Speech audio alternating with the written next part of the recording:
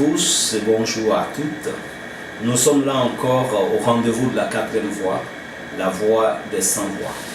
Cette organisation politique et cette organisation de la société civile qui a décidé d'être le porte-voix de tous ceux qui n'ont pas la possibilité de s'exprimer, tous ceux qui sont opprimés, tous ceux à qui cette capacité de s'exprimer à haute voix a été ôtée d'une manière ou d'une autre.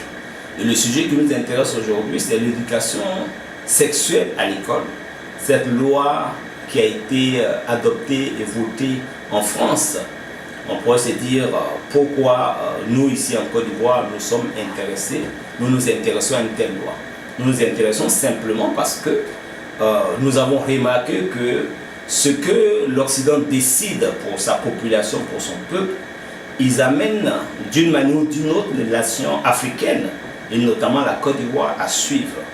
Et la Côte d'Ivoire est devenue aujourd'hui un champ d'expérimentation de certaines lois, de certains principes, de certains enseignements.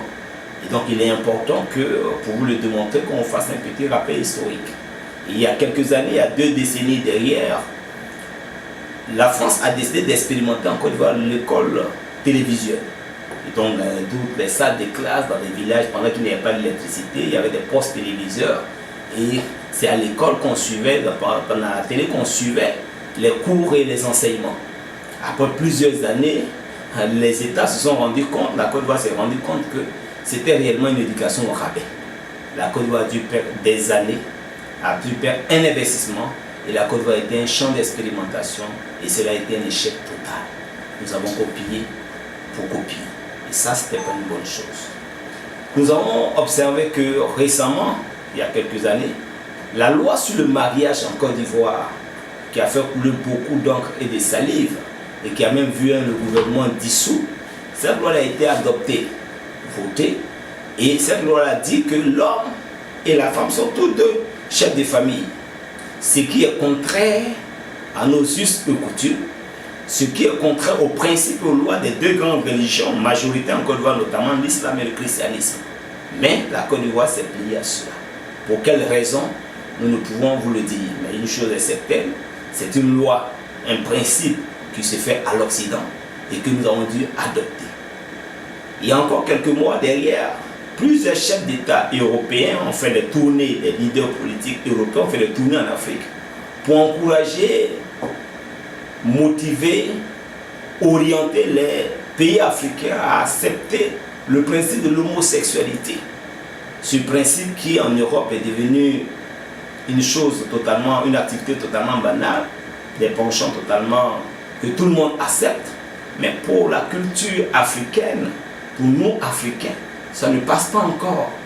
Mais au jour d'aujourd'hui, avec ce matraquage médiatique, ces habillages-là, ce système-là est devenu maintenant une réalité.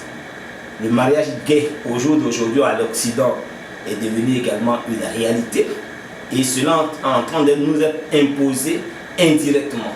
Donc nous remarquons que nos pays africains, la Côte d'Ivoire et d'autres pays africains, suivent ces mauvais exemples-là.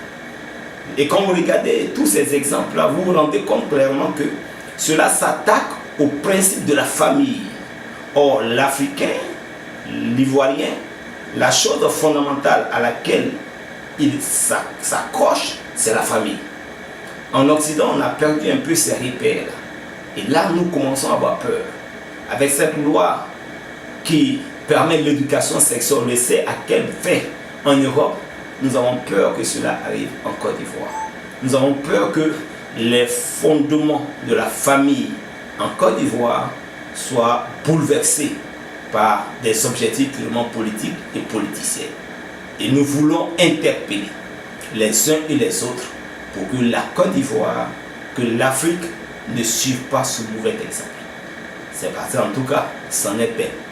Et c'est pour cela que nous voulons inviter les uns et les autres qui, comme nous, partagent cette vision de solidifier la famille, de protéger nos enfants, de protéger le mariage en Côte d'Ivoire, protéger nos valeurs africaines, à liker, à partager au maximum pour que les uns et les autres soient pris dans le mouvement pour protester correctement, dignement contre cette déviation des principes élémentaires de la famille.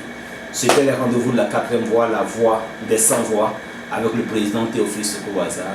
À très bientôt, à la semaine prochaine.